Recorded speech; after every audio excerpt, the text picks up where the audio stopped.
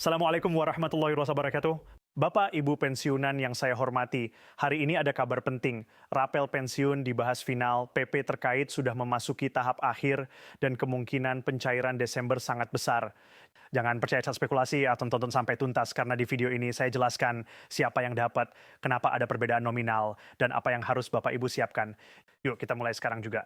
Assalamualaikum warahmatullahi wabarakatuh. Salam hormat untuk Bapak dan Ibu pensiunan dimanapun berada. Semoga Bapak Ibu selalu diberi kesehatan, ketenangan, dan kemudahan. Hari ini kita akan membahas secara lengkap dan runtut soal kabar Rapel Pensiun 2025, mulai dari latar belakang regulasi, peran Taspen, mekanisme penghitungan Rapel, hingga hal praktis yang perlu Bapak Ibu lakukan agar hak tidak terhambat. Pertama-tama, mari kita luruskan satu hal penting. Setiap perubahan kewajiban pembayaran negara, termasuk kenaikan pensiun, tunjangan tambahan, atau Rapel, tidak pernah dilakukan tanpa dasar hukum. Pemerintah harus menerbitkan peraturan resmi, PP atau Perpres, menyiapkan alokasi anggaran, dan melakukan harmonisasi antar kementerian.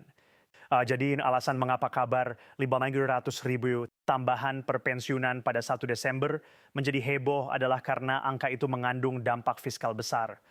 Tapi pemerintah tidak mungkin memberikannya tanpa kajian anggaran dan dasar hukum yang kuat. Kenapa Rapel bisa muncul? Rapel adalah kompensasi atas selisih nilai yang seharusnya diterima pensiunan selama periode tertentu, namun belum dibayarkan. Penyebabnya bisa bermacam-macam. Ada kebijakan yang bersifat retrospektif, ada penyesuaian indeks yang diberlakukan mundur, atau proses validasi data yang menunda pencairan sehingga selisih menumpuk. Itulah sebabnya kadang pensiunan menerima beberapa bulan sekaligus. Bukan karena bonus, tetapi karena koreksi atas hak yang tertunda. Tahap pertama dalam proses ini adalah regulasi. Bila PP yang baru sudah final, barulah Taspen mendapat dasar hukum untuk menghitung dan mengeksekusi pembayaran. Tahap kedua adalah dia mensinkronisasi data. Taspen, BKN, Kemenko, dan bank penyalur harus memastikan data masuk, rekening aktif, dan status penerima valid. Dan jika salah satu elemen belum rapi, misalnya rekening sudah pindah atau status ahli waris belum terdaftar, maka pencairan bagi orang itu akan tertunda hingga data dilengkapi. Tidak ada lembaga yang ingin salah transfer karena memperbaikinya nanti jauh lebih rumit. Ya, Bapak Ibu, penting untuk memahami bahwa jumlah Rapel berbeda-beda. Perbedaan itu tidak semata karena beruntung atau tidak beruntung, melainkan bergantung pada golongan terakhir saat aktif, masa kerja, komponen tunjangan yang melekat, istri, suami, anak, jabatan, serta sejak kapan kenaikan berlaku. Contohnya, jika kebijakan efektif sejak Januari dan baru dicairkan Desember, Rapel bisa mencakup 11 bulan. Jika selisih per bulan, total Rapel menjadi 66 relevan. Dan ini sangat bergantung pada kondisi individu masing-masing. Soal tanggal 1 Desember, mengapa muncul wacana tanggal itu? Karena bulan Desember biasa menjadi momen ideal untuk menyatukan pencairan agar tidak ada proses ganda. Dan banyak pencairan pensiun berjalan antara tanggal 1-3 setiap bulan, sehingga bila ada tambahan yang sudah siap, menggabungkannya dengan gaji pokok Desember menghemat proses administrasi dan memudahkan penerima. Namun catatan penting, klaim tanggal pasti harus diverifikasi lewat pengumuman resmi Kemenko, Menpan RB, atau Taspen. Jika pernyataan Taspen menyebut siap menyalurkan jika PP final, itu sinyal jangka akhir, bukan pernyataan eksekutor tanpa dasar. Sekarang mari kita uraikan alur teknisnya secara sederhana. Pertama, PP final diterbitkan. Ini menyatakan besaran kenaikan, golongan yang menerima, serta mekanisme Rapel. Kedua, Kemenko menghitung dampak anggaran dan mengalokasikan sumber dana.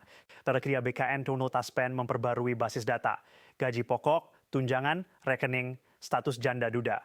Keempat, Taspen menyiapkan slip digital dan batch transfer lewat bank. Kelima, pencairan dilakukan. Setiap langkah butuh pengecekan supaya tidak ada pembayaran keliru. Maka wajar jika proses ini memakan waktu beberapa minggu hingga beberapa bulan. Bapak, Ibu, banyak yang khawatir karena ada kabar bertolak belakang di grup WA. Penipuan semacam layanan cek Rapel berbayar atau pesan yang meminta data pribadi adalah modus lama. Ingat selalu, Taspen tidak pernah meminta biaya untuk verifikasi. Semua proses resmi gratis dan otomatis masuk ke rekening sesuai data Taspen. Bila ada pihak yang meminta uang, itu penipuan, itu laporkan segera. Lalu bagaimana cara Bapak Ibu mengecek status? Ada beberapa langkah mudah. Buka Taspen Mobile, cek situs resmi taspen.go.id, atau hubungi call center Taspen.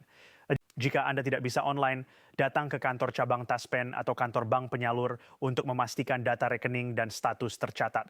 Jika ada perubahan, rekening lama tidak aktif, ganti bank, status ahli waris baru, sampaikan dokumen resmi, sehingga tim verifikasi dapat memprosesnya untuk pencairan selanjutnya.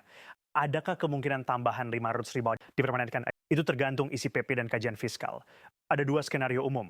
Pertama, tambahan bersifat sekali bayar, rapel, insentif. Kedua, peningkatan indeks yang berdampak permanen pada besaran pensiun bulanan. Jika permanensioni berarti ada perubahan formula penghitungan pensiun. Ini butuh kajian lebih mendalam dan konsensus anggaran jangka panjang.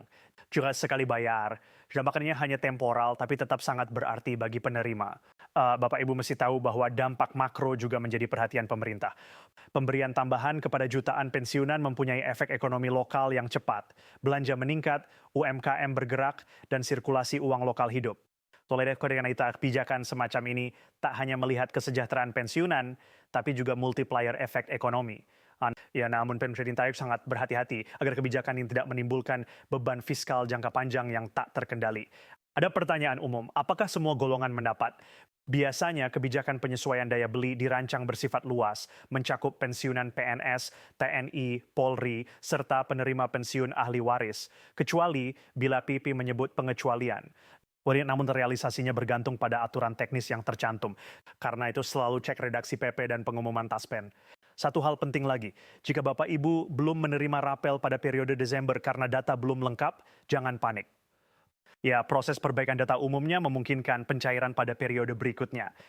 Pastikan dokumen identitas, SK pensiun, dan data rekening sudah terbarukan. Jika perlu, minta bantuan petugas Taspen untuk memastikan berkas Anda lengkap. Mari kita rangkum poin penting yang perlu Bapak Ibu ingat.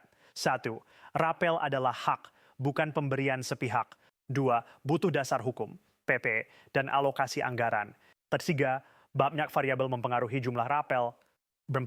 Taspen siap menyalurkan jika regulasi final dan data lengkap. 5. Jangan percaya layanan berbayar atau pesan yang meminta data pribadi.